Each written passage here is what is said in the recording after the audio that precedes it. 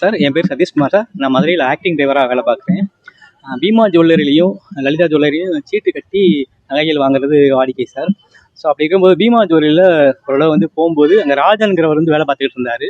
So அவர் வந்து எங்களை பார்த்துட்டு வந்து புது டிசைன் வந்தால் உங்களுக்கு வந்து வாட்ஸ்அப்பில் நெக்லஸ் வேறு எந்த டிசைன் வந்தாலும் அனுப்புகிறேன் ஹாய்ன்னு சொல்லி ஒரு மெசேஜ் அனுப்ப சொல்லியிருந்தார் சார். அது மாதிரி அனுப்பினோம். அவரும் கொஞ்சம் நெக்லஸ் இந்த மாதிரி ஃபோட்டோஸ்லாம் கொஞ்சம் அனுப்புனார். பட் அந்த நகையெல்லாம் ஏற்கனவே நாங்கள் பார்த்தனால ஸோ வேண்டாம் அப்படிங்கிற மாதிரி சொல்லிட்டோம். அதுக்கப்புறம் கிட்டத்தட்ட ஒரு 2 வருஷத்துக்கு அப்புறம் மறுபடியும் கால் பண்ணார். கால் பண்ணி இந்த மாதிரி பீமாவிலேருந்து நான் வேலையை விட்டு நின்றுட்டேன், தனியாக ஒரு கடை வச்சுருக்கேன், நாங்கள் சௌராஷ்டிரா மக்களுக்கு மட்டும் வந்து ஆஃபர் கொடுக்குறேன், செய்கூலி சேதாரம் எதுவும் இல்லை, பழைய நகையை கொடுத்து புது நகைகள் வாங்கிக்கலாம்னு சொல்லி நான் பிரெயின் வாஷ் பண்ணார் சார். நேராக எங்கள் வீட்டுக்கே வந்தார். வந்துட்டு பழைய நகைகள் எதாவது இருந்தால் கொடுங்க காமிங்க அப்படின்னு சொல்லி கேட்டார். என்கிட்ட பழைய நகைகள் இல்லை, புது நகை தான் வாங்கியிருக்கோம் லலிதா ஜுவல்லரியில் அப்படின்னு சொல்லி காட்டினேன். அதுக்கு வந்து ஒரு பேக் செயின் போட வேண்டியதாக இருந்தது.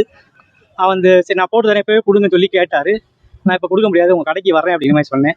ஸோ மறுநாள் வந்து காலையில் வந்து ஜான்சி ராணி பார்க் பக்கத்தில் வர சொன்னார். ஸோ அங்கே போனோம். அங்கே நகையை வாங்கிட்டு 2 மணி நேரம் இங்கேயே இருங்க அப்படின்னாரு. இல்லை சார், நான் எப்படியும் எந்த ஒரு எவிடன்ஸ் இல்லாமல் கொடுக்க முடியாது அப்படின்னேன். பக்கத்தில் வந்து ஒரு மத்தியஸ்த எடை போடுற நிலையத்தில் போய் வெயிட் போட்டு அந்த ஸ்லிப்பை வந்து ஒரு ஃபோட்டோ எடுத்துக்க சொன்னார். இங்கேயே 2 மணி நேரம் நில்லுங்க அப்படின்னு சொல்லி போயிட்டு அப்புறம் வரவே இல்லை. ஃபோன் பண்ணாலும் அவர் எடுக்கவே இல்லை. அப்புறம் மதியானத்துக்கு அப்புறம் ஃபோன் பண்ணி கேட்டால் அந்த ஆசாரி வந்து சாப்பிட போயிட்டாரு அப்படிங்கிற மாதிரி சொன்னார். சரி அவருடைய நம்பரை கொடுங்க அப்படின்னு சொல்லி கேட்டதுக்கு ஒரே ஒரு பிளாங்க் மெசேஜ் ஒன்று அனுப்பியிருந்தார். அதுலேயும் நம்பர் இல்லை. மறுபடியும் கேட்டதுக்கு ஒரு நம்பர் அனுப்புனார். ஆன்லைனில் மட்டும் கால் பண்ணுங்க அப்படிங்கிற மாதிரி சொன்னார்.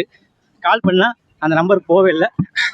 ஆன்லைன் காலும் போகலை, வாட்ஸ்அப் இந்த நார்மல் காலும் போகலை.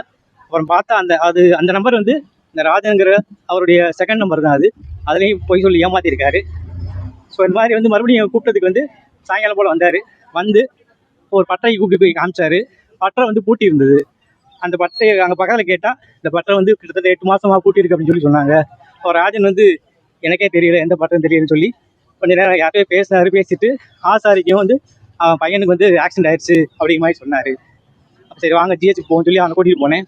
அங்கே போனால் அவளை என்னை நிப்பாட்ட வச்சுட்டு உள்ளே போயிட்டு ஒரு 2 மணி நேரம் கழிச்சு வந்தார். எங்கே இருக்காருன்னு தெரியல அப்படின்னு சொல்லி நாளைக்கு பார்க்கலாம் அப்படின்னாரு.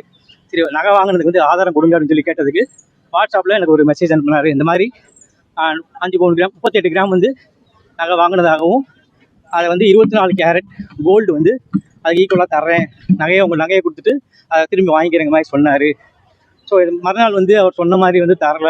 ஹாஸ்பிட்டலுக்கு போய் பார்த்துட்டு அவர் ஆசாரி வந்து ஐசியூவில் இருக்கார், அவங்க மனைவிட்டு தான் பேசினேன், அவங்க வந்து லாக்கரை வந்து ஓப்பன் பண்ணி தர்றதா சொல்லி இதே மாதிரி சொல்லி ஒரு நாள் வந்து பொழுது போய்கிட்டு இருந்தார்.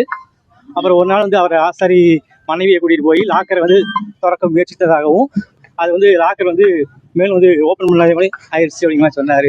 இது லாக்கரை வந்து ஓப்பன் பண்ணுறதுக்காண்டி கோயம்புத்தூர்ல வந்து மெக்கானிக்கெலாம் வந்திருக்காங்க, கோட்ரேஜ்லேருந்து ஆளுங்க வந்திருக்கா சொல்லி என்னை நம்ப வச்சார்.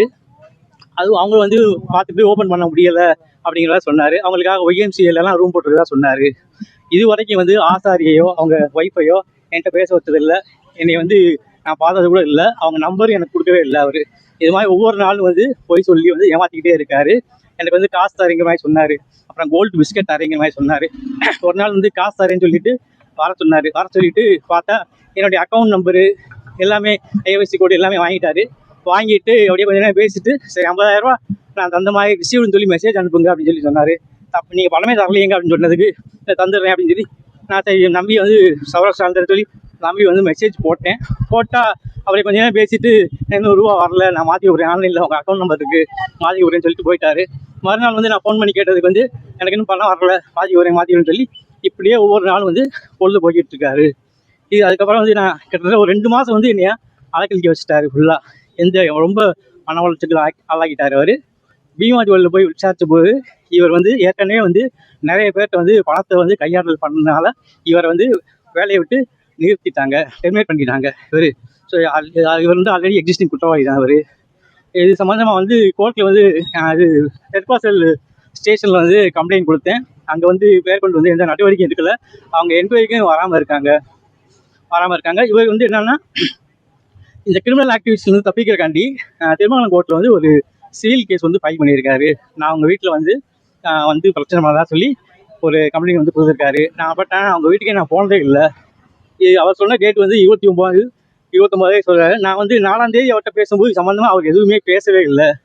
அவருடைய மனைவிட்ட வந்து நான் ஒரு நிலையூரில் வந்து ஒரு ஸ்கூலில் வேலை பார்க்குறாங்க. அவர்கிட்ட போய் நாங்கள் கேட்டப்போ வந்து சௌராஷ்டிரா ஆளுக்கு வந்து ஏமாத வேணாம்னு சொல்லி சொன்னேன். தன்னுடைய பட்டணம் அவர் ஏமாதிட்டாரா, நான் நகையை வந்து வாங்கி தர்றேன், இல்லைன்னா நான் பணம் தரேன்னு சொல்லி அவங்க வந்து கமிட் பண்ணாங்க. பட் ஆனால் அவங்க எதுவுமே தரல. அவங்க அது இல்லாமல் வந்து அவங்க அக்கௌண்ட்டில் வந்து ஒரு 50,000 அனுப்புறதா சொல்லி அக்கௌண்ட்டில் பணமே இல்லாமல் வந்து காசை அனுப்பி என்னை நம்ப வச்சாங்க. ஃபெயில்டுன்னு சொல்லி மெசேஜ் வந்துருக்கு எல்லாமே. அது அப்போ சொல்ல எல்லாமே வந்து ஆதாரம் இருக்குது. இது வரைக்கும் வந்து எந்த நடவடிக்கையும் எடுக்கலை. ஹைகோர்ட்லேயும் வந்து இவங்க தப்பான தகவல்களை கொடுத்துருக்காங்க. இவர் உள்ள வசிக்கிற முகவரிக்கு வேற, இவர் ஆல்ரெடி வந்து ஒரு சொத்தை வந்து வித்துட்டாரு அந்த 2-3 வருஷத்துக்கு முன்னால். அந்த தவறான முகவரி வந்து ஹைகோர்ட்லேயும் கொடுத்துருக்காரு. ஹைகோர்ட்லேயே இவரும் நானும் வந்து பீமா ஜுவல்லரியில் வேலை பார்த்தோம் அப்படிங்கிற மாதிரி போய் சொல்லியிருக்காரு.